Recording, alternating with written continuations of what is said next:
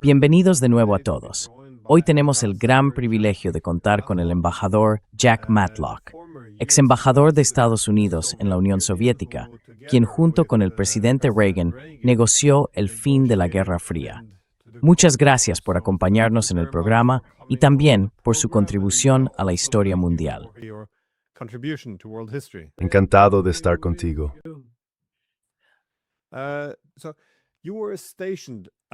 Así que usted estaba destinado en la Embajada de Estados Unidos en Moscú como joven diplomático durante la crisis de los misiles de Cuba en 1962. Quería preguntarle, ¿cómo la diplomacia logró evitar una catástrofe? Y si es posible, conectar eso con las lecciones que pueden aplicarse hoy, en este momento de confrontación con Rusia, cuando parece que la OTAN se está acercando a una guerra directa con Rusia. Supongo que, como pregunta inicial, ¿qué es lo que recuerda con más claridad de aquellos días de la crisis de los misiles de Cuba?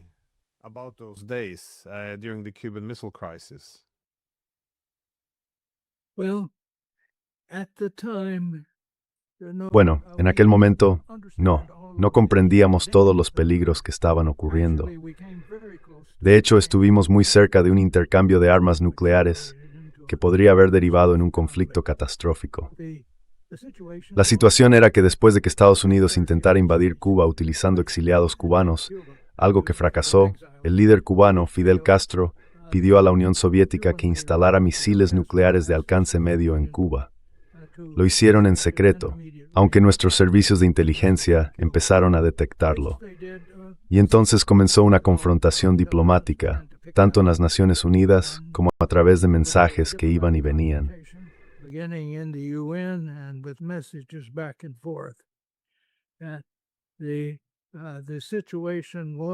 La situación fue que, cuando descubrimos que había misiles de alcance intermedio en Cuba, capaces de llegar a Miami e incluso mucho más adentro de Estados Unidos, eso se consideró totalmente inaceptable.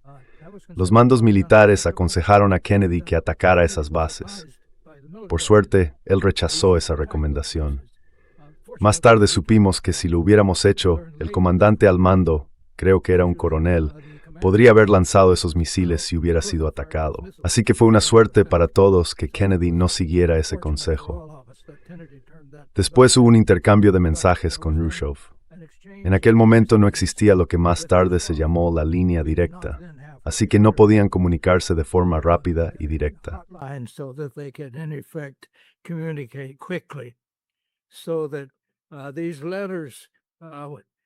Así que esas cartas, una de ellas, una de las más importantes, nos la entregaron enseguida en la embajada estadounidense en Moscú, sobre las 10 de la noche. Tuvimos que traducirla y enviarla a Washington por telégrafo. Yo era uno de los traductores principales que trabajaban en el mensaje. En aquel momento, claro, no podíamos transmitir en ruso. Nuestro sistema no tenía caracteres cirílicos. Así que, de todos modos, había que traducirla antes de que Kennedy pudiera leerla. Pero conseguimos hacerle llegar un resumen muy rápido y el texto completo en menos de 2 horas. Fue una carrera contrarreloj. Y al final se decidió que los soviéticos retirarían esos misiles de Cuba y anunciarían que lo harían.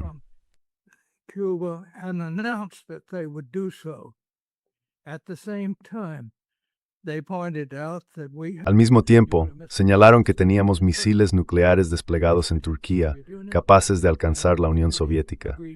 Y Kennedy aceptó retirarlos, pero sin hacerlo público. Así que, en la práctica, tuvimos que hacer que pareciera que Khrushchev había cedido ante nuestra presión. Supongo que eso era importante para Kennedy desde el punto de vista político. La realidad es que llegamos a un acuerdo para que ambos retiráramos nuestras armas. Más tarde supimos que hubo un peligro real de que todo aquello se volviera nuclear, porque en un momento dado, los destructores estadounidenses localizaron un submarino soviético que llevaba torpedos nucleares a bordo. Lo estaban obligando a salir a la superficie, necesitaba aire, y lo estaban siguiendo de cerca. Después supimos que el comandante de ese submarino quiso dar la orden de torpedear al destructor.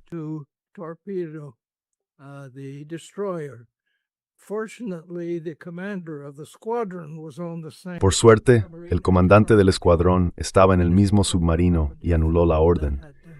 Solo Dios sabe lo que habría pasado si esa orden se hubiera ejecutado. Así que mirando atrás, y más tarde, cuando terminó la Guerra Fría, tuvimos reuniones con las personas implicadas, varias reuniones por ambas partes, para hablar de estos temas. Y en aquel momento quedó claro que desde el lado estadounidense no éramos conscientes de lo cerca que habíamos estado realmente. Además, si lo piensas ahora, cuando la gente habla del derecho internacional y de todo eso, hay que reconocer que en efecto, Cuba tenía todo el derecho, según el derecho internacional, a pedir protección. Habían sido atacados. Así que nuestras amenazas, podríamos decir, no estaban justificadas desde el punto de vista legal, pero sí lo estaban en cuanto a evitar un conflicto.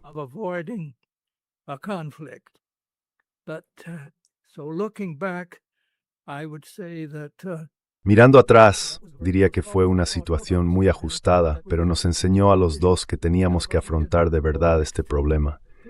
Y por supuesto lo hicimos durante los siguientes 20 años más o menos, empezando por fin a reducir el número de armas nucleares y a establecer normas que hicieran menos probable ese tipo de confrontación.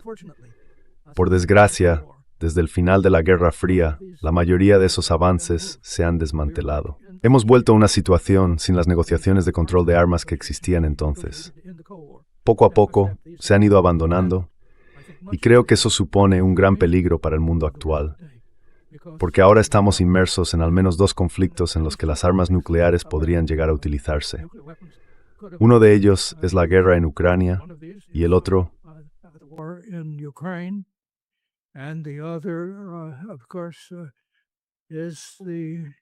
en Oriente Medio frente a Irán. Ahora bien, Irán no tiene armas nucleares, pero Israel sí. Y me da la impresión de que hoy estamos olvidando a Irán. Las lecciones, y especialmente en Europa, se están olvidando las lecciones que aprendimos durante la Guerra Fría.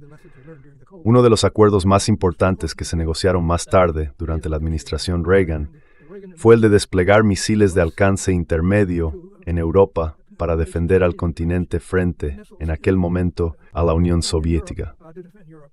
Y la idea de seguir mediante un acuerdo, de modo que ambas partes regnen esos misiles de alcance intermedio.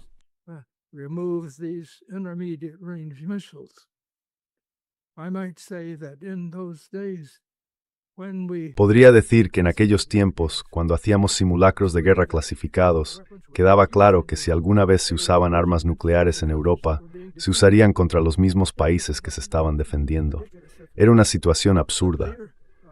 Pero más tarde nos retiramos de esos acuerdos. Ya no existen.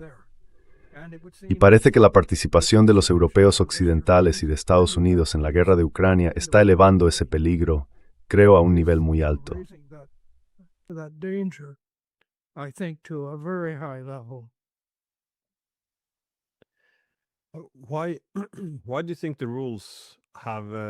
¿Por qué crees que las reglas han desaparecido? Porque cuando miro a los diplomáticos de hoy, parece que ven el compromiso como una muestra de debilidad. A menudo se le llama apaciguamiento, no aceptan líneas rojas, y tampoco parecen tener ya ningún miedo a las armas nucleares. Eso también se presenta como una debilidad. ¿Cómo entiendes lo que ha pasado con la diplomacia y con los diplomáticos en general? ¿Por qué ya no hacemos lo más básico, como tener en cuenta las preocupaciones de seguridad de los adversarios? Es algo que me llama mucho la atención. No hablamos de lo que preocupa a Rusia, no hablamos de Irán, no hablamos de China. Todo eso casi se considera una traición, como si no debieras tener empatía con el oponente, como si debieras ignorar sus preocupaciones de seguridad.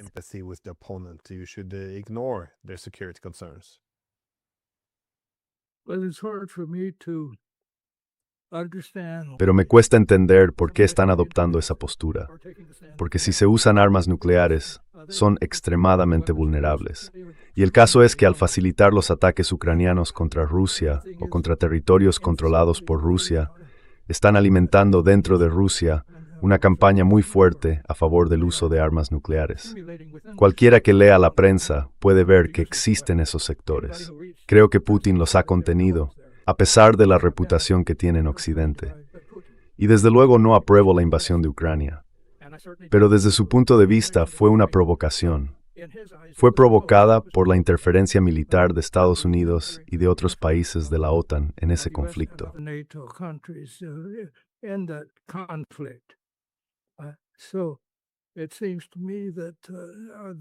A mí me da la impresión de que los europeos están ignorando el peligro que corren ellos mismos. Y mientras tanto, al prolongar esta guerra, Ucrania está sufriendo muchísimo. La idea de que están defendiendo la democracia me parece absurda.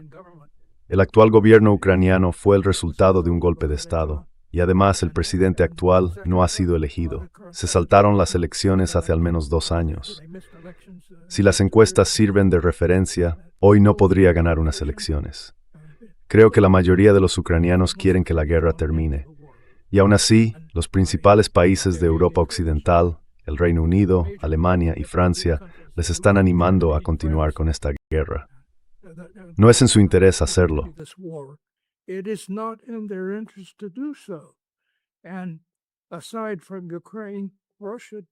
Y aparte de Ucrania, Rusia no los amenaza. Ahora bien, cuando empiezan a suministrar inteligencia, información de objetivos y las propias armas para que Ucrania ataque a Rusia, desde el punto de vista ruso se convierten, digamos, en posibles objetivos de ataque, sobre todo las rutas de transporte de ese material. Y creo que están ignorando por completo esa posibilidad. Mientras tanto, por supuesto, continúa la lucha en el Próximo Oriente, que está afectando no solo al suministro de petróleo, sino también a cosas como los fertilizantes y otros productos. Y eso, creo yo, está a punto de ponernos a todos ante el riesgo de una recesión enorme.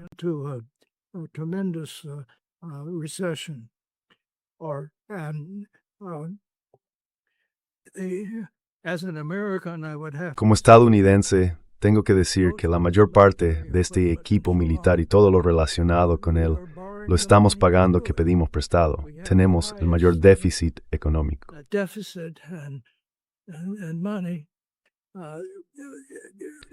En la historia, creo. Y esto sinceramente creo que no puede continuar mucho más tiempo.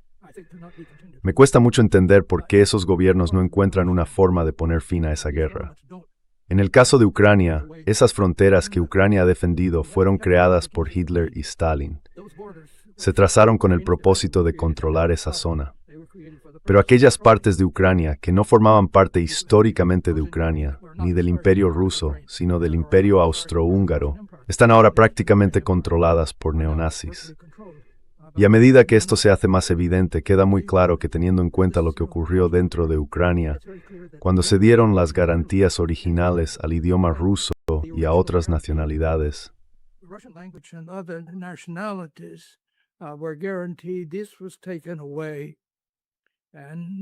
esto se hizo para que los problemas internos en Ucrania fueran muy graves, y sacrificar vidas, propiedades y todo lo demás por unas fronteras creadas por los 2 mayores dictadores del siglo XX es absolutamente absurdo.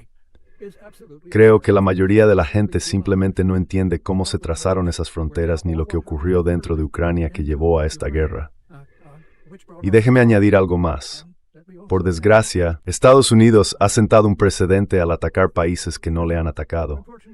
Esto fue claramente el caso con la invasión de Irak, un ataque total que la ocupó y que en su momento no solo Rusia, sino también Alemania y Francia rechazaron.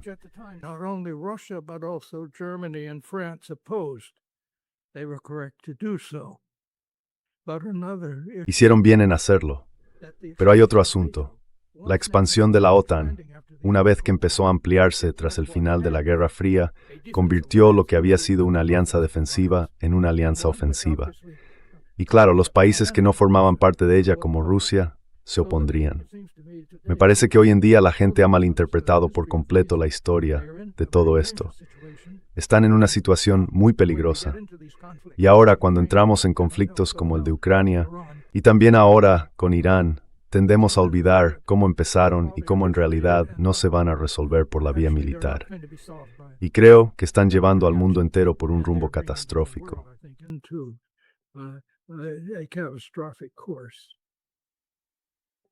One of the things I find Una de las cosas que me parece, diría, extraordinaria, es que, si volvemos a los años 90, hubo un debate muy intenso, lo recuerdo bien, sobre la expansión de la OTAN, sobre todo en Estados Unidos. Parecía que había mucha oposición por parte de diplomáticos de primer nivel, como usted, que advertían que eso podría llevarnos, básicamente, bueno, a otra crisis como la de los misiles en Cuba, como vemos ahora con Ucrania.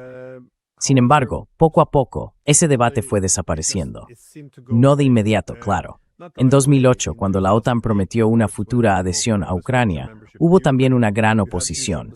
El exdirector de la CIA advirtió que eso podría desencadenar una guerra.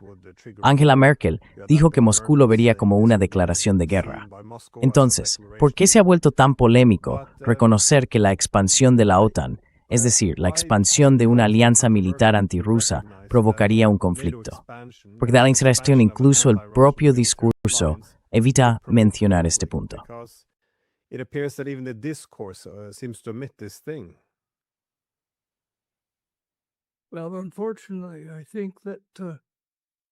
Bueno, por desgracia, creo que los gobiernos estadounidenses, desde los años 90 más o menos, adoptaron una política exterior que a mi modo de ver ideológicamente se parecía a la política soviética de lo que ellos llamaban la doctrina Brezhnev. Esa doctrina decía que si un país se volvía socialista, y lo digo entre comillas porque eran países gobernados por el Partido Comunista, entonces había que defender el socialismo si alguien lo ponía en cuestión. Y eso significaba que, por ejemplo, la Unión Soviética intervino primero en Hungría y luego en Checoslovaquia para supuestamente preservar el socialismo. Nosotros hablábamos de extender la democracia.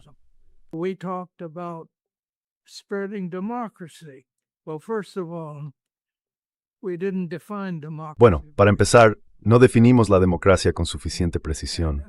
Pero la idea de que una potencia externa, sobre todo usando sanciones económicas o fuerza militar, pueda crear una democracia en otro país es sencillamente absurda. Eso no puede ocurrir.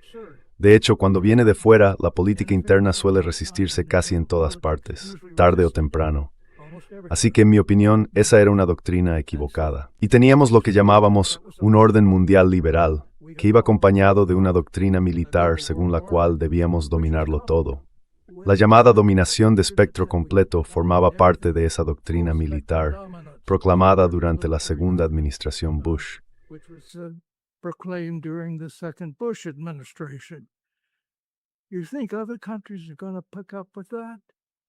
¿Crees que otros países van a seguir ese ejemplo? Quiero decir, me da la impresión de que estamos olvidando todas esas lecciones básicas, tanto morales como filosóficas, que la historia y también la religión deberían habernos enseñado. Creo que la mayoría de las religiones y tradiciones filosóficas tienen algo parecido a trata a los demás como te gustaría que te trataran a ti. Y sin embargo, precisamente ese principio es el que casi todos los bandos están olvidando en estos conflictos. Diría además que la idea misma de la diplomacia parece haberse perdido. Ya nadie la aplica. Solo queda la fuerza, la propaganda y argumentos que muchas veces se basan únicamente en la emoción.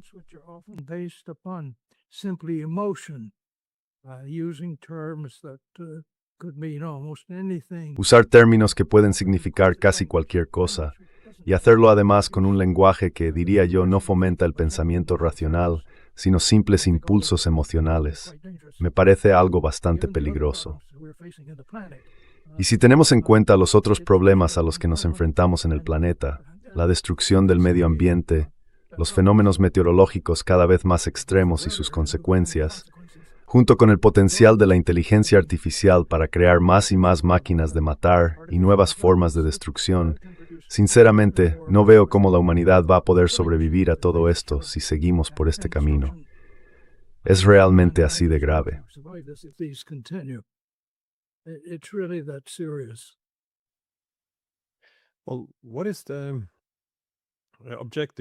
Bueno, ¿cuál es ahora la estrategia de la OTAN? Porque uno pensaría que, estando ante la posibilidad de una guerra nuclear, querrían poner fin a todo esto. Pero, como decías antes, parece que el esfuerzo va más bien en la dirección de prolongar la guerra. ¿El objetivo es simplemente derrotar a Rusia, o se trata de usar a los ucranianos como carne de cañón para debilitarla? ¿Cuál es en realidad la estrategia de la OTAN hoy? Es un poco difícil de entender, porque hablan de derrotar a Rusia, pero ¿cómo se derrota a la mayor potencia nuclear del mundo cuando esa potencia cree que está luchando por su propia existencia?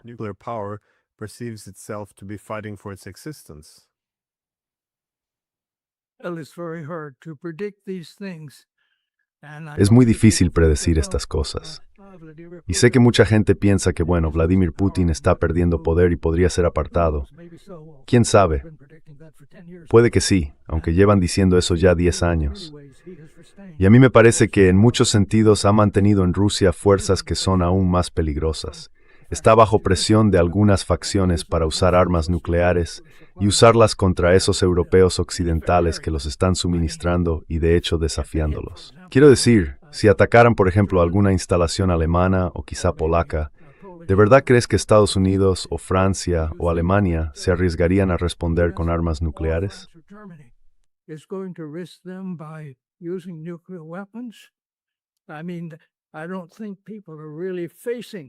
Quiero decir, no creo que la gente esté afrontando realmente eso cuando escuchas a algunos líderes de la Unión Europea que no han sido elegidos y que a menudo representan a algunos de los países más pequeños de Europa comportarse de una forma tan beligerante.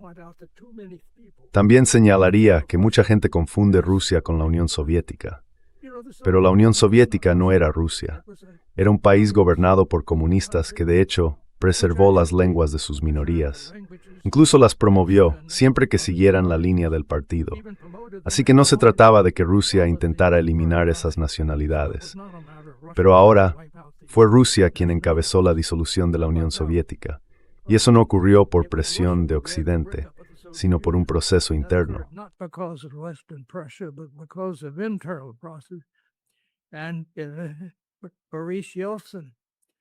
Y Boris Yeltsin, que fue el líder elegido de la Federación Rusa, dirigió la disolución de la Unión Soviética. Así que eso de que los rusos siempre fueron los malos, quiero decir, Yeltsin estaba del lado de los países bálticos. Cuando hubo violencia allí, ordenó a los rusos que no intervinieran. Y ahora, ya sabes, la gente dice, los rusos siempre son los malos, son los imperialistas. Bueno, sí, fueron imperialistas, pero también lo fuimos los demás. Y sobre este asunto, yo diría que el tema de las sanciones es completamente unilateral. ¿Quién sancionó a Estados Unidos cuando invadimos Irak y lo ocupamos sin que hubiera ninguna amenaza para nuestro país? Por supuesto, nadie podía hacerlo.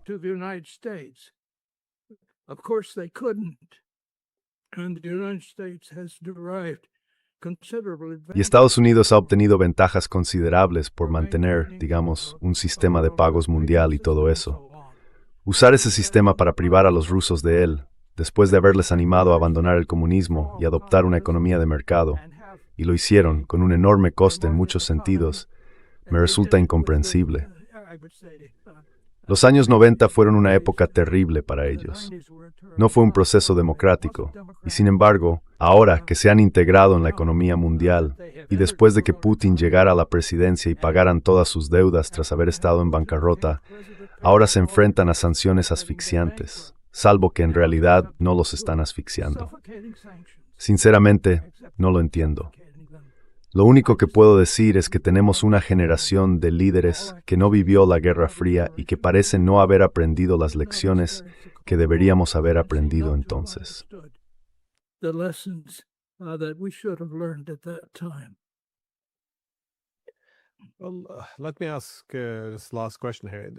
Bueno, déjame hacerte una última pregunta. Cuando estuviste en la embajada en los años 60, lograsteis poner fin a la crisis de los misiles en Cuba. Tú y Reagan negociasteis el final de la Guerra Fría. También entonces fue una vía diplomática. Pero, ¿cómo ves la crisis actual en torno a Ucrania? ¿Cómo sería posible resolver esta guerra?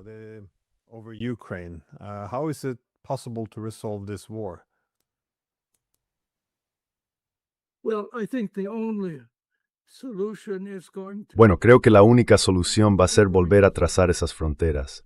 No son, por así decirlo, fronteras tradicionales y consolidadas de Ucrania. Todo ese territorio, hasta el final de la Guerra Fría, había formado parte de otros países, de otros estados soberanos.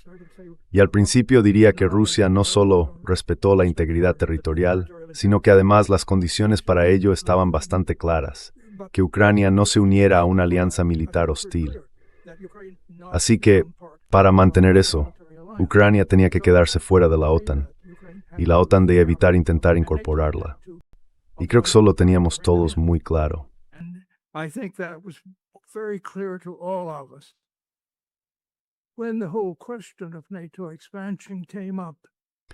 Cuando surgió todo el tema de la ampliación de la OTAN, a finales de los años 90, yo declaré ante el Congreso de los Estados Unidos, ante el Comité de Relaciones Exteriores del Senado, que en aquel momento presidía Joseph Biden, y declaré que era un enorme error empezar a ampliar la OTAN, porque si eso continuaba, podía llevarnos a una crisis muy grave. Bueno, el argumento a favor de ampliar la OTAN era que, según algunos, o actuamos fuera de nuestra zona o dejamos de tener sentido. En otras palabras, había que usarla como una alianza ofensiva, y en la práctica así fue. Y aunque Rusia aceptó algunas de las primeras incorporaciones, las de Europa Central y luego las de los países bálticos, yo estaba en Nueva York cuando Vladimir Putin, que entonces era más o menos un nuevo presidente de Rusia, vino e hizo una charla en la Universidad de Columbia.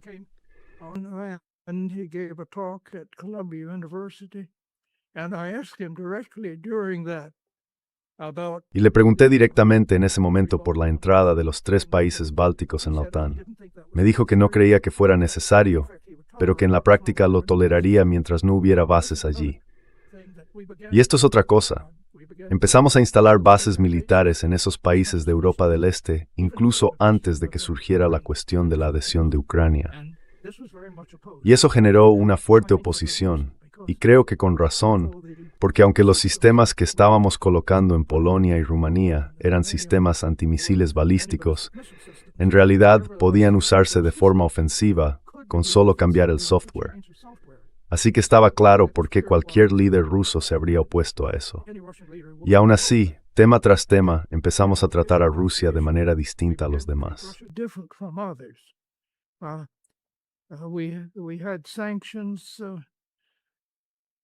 Teníamos sanciones que les impedían formar parte de la Organización Mundial del Comercio por sus prácticas migratorias, aunque en realidad eso había terminado en el último año de la Unión Soviética y nunca fue un problema en Rusia. Pero las mantuvimos por otras razones, mientras que a China la incorporamos a la Organización Mundial del Comercio más de una década antes de permitir la entrada de Rusia.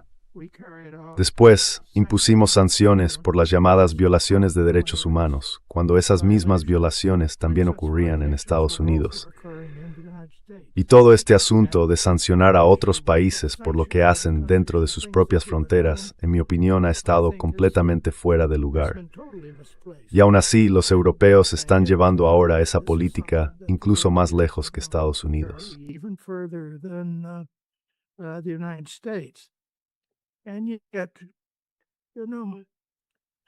Y aún así, sabes, es evidente que gran parte de la industria alemana no va a ser competitiva sin, por ejemplo, el gas ruso. Y tolerar cosas como el sabotaje del gasoducto Nord Stream, solo para privar a Rusia de un mercado, me parece que viola no solo el derecho internacional tradicional, sino también, en mi opinión, la decencia más básica. Así que esta idea de que Rusia es la única agresora y debe ser sancionada, cuando otros países también están llevando a cabo agresiones que podrían considerarse incluso más graves, me deja realmente perplejo. No entiendo cómo alguien que de verdad conoce la historia de estos asuntos y lo que está en juego puede seguir ese camino.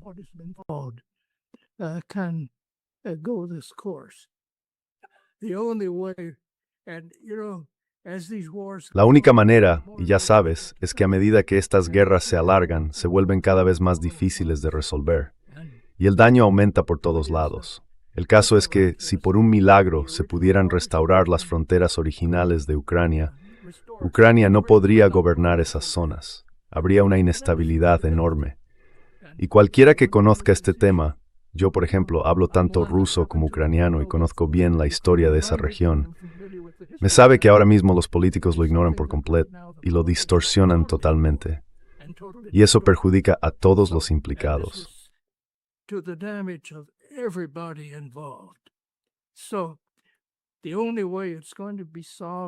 Así que la única forma en que esto se va a resolver es que Ucrania ceda ahora parte de esos territorios. Y bueno, la cantidad exacta podría ser objeto de negociación. Pero las emociones están muy a flor de piel en ambos lados, y los dos están tan atrincherados, intentando lograr algo que por estos medios simplemente no es posible.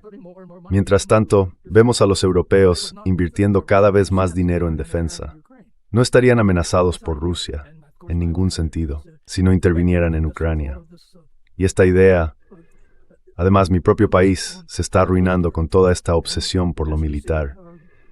Y a medida que seguimos viendo nuevos desarrollos, aparecen más y más medios de destrucción que, si esto continúa, sencillamente no son sostenibles.